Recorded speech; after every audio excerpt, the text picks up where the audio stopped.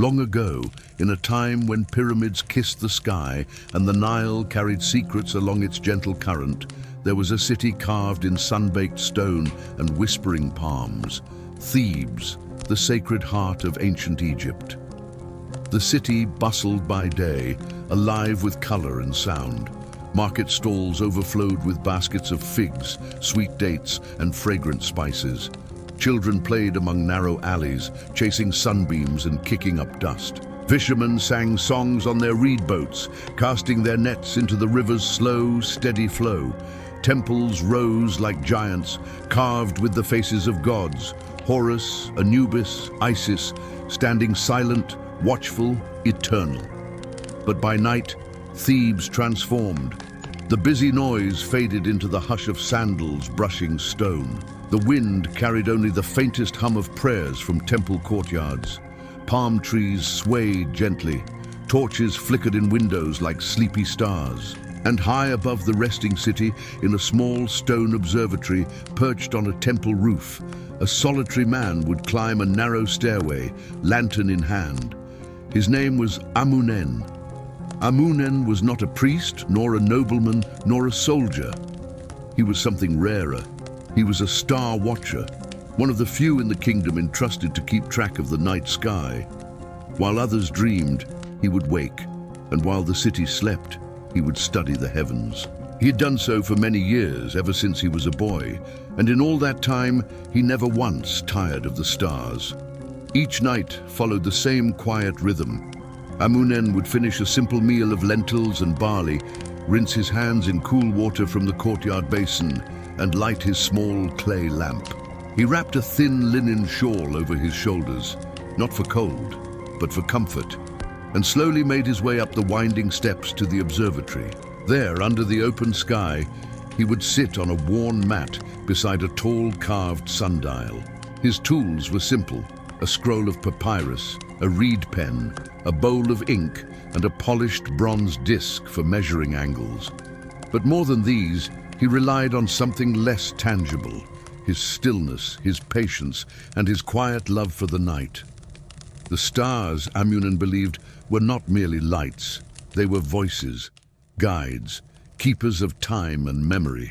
The old temple priests taught that the stars had watched the world long before any pharaoh took a throne, and would continue long after. He knew their patterns by heart.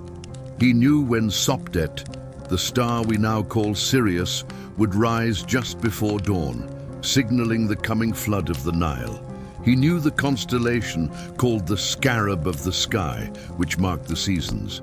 And he knew the triangle of Horus, 3 stars in perfect balance, said to guard the souls of the dead on their journey west. But even with all his knowledge, Amunen never approached the stars as a scholar. He approached them as a listener. Each night, he would sit in silence, breathing slowly, letting his thoughts drift like papyrus boats on water. Some nights, he wrote nothing, and that was enough. He loved the quiet, the way the city lights dimmed as families put out their lamps, the distant sound of a crocodile sliding into the water, the breeze rustling the date palms, and the temple chants slowly fading to silence.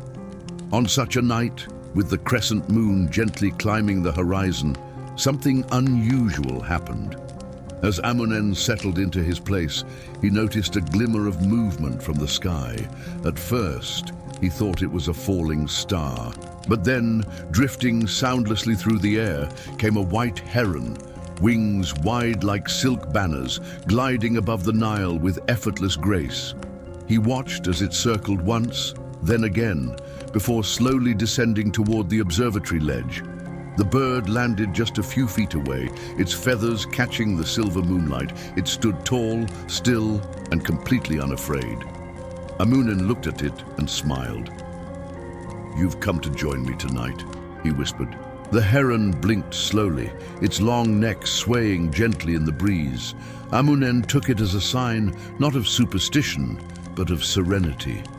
Perhaps the heron too had come to listen. He turned back to the stars, gently tracing the arc of the great canopy with his finger, and that's when he saw it, something small, faint, and unfamiliar. Near the shoulder of a constellation known as the Jackal, a dim, new light twinkled.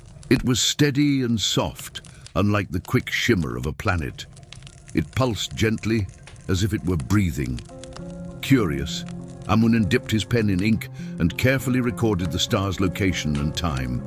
He leaned back, gazing upward, blinking slowly. The air was cool. The stars shimmered. The heron remained still beside him, a silent companion. Then, Amunen closed his eyes, just for a moment, and he began to dream. In the dream, Amunen found himself floating along the Nile, not in a boat made of wood, but one woven from starlight and silk. The river was wider than he had ever seen, its waters glowing softly, as though lit from beneath. Above him, the stars had changed. They danced, they sang. Their voices weren't words, but tones, musical, deep and clear, like the sound of flutes and wind through reeds.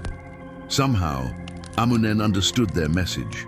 They sang of time, of patience, of watching. They sang of the moon's slow rhythm and the long memory of the earth. He looked beside him, and the white heron was there, not as a bird, but as a woman cloaked in starlight. Her eyes shimmered like morning dew, and her voice, when she spoke, was like a river's murmur. "You have watched us well, Amunen.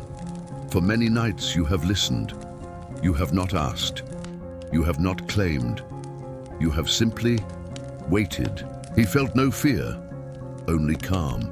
A deep, warm peace that filled him like the Nile fills its banks. "What is the star I saw?" he asked softly. "It is not a star you need to name," she replied.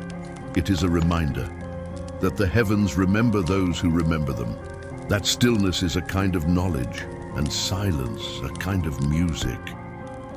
The sky above grew brighter, not with the light of day, but with a golden, dreaming glow, like sunlight seen through closed eyelids. And then, slowly, the boat drifted toward the edge of sleep itself.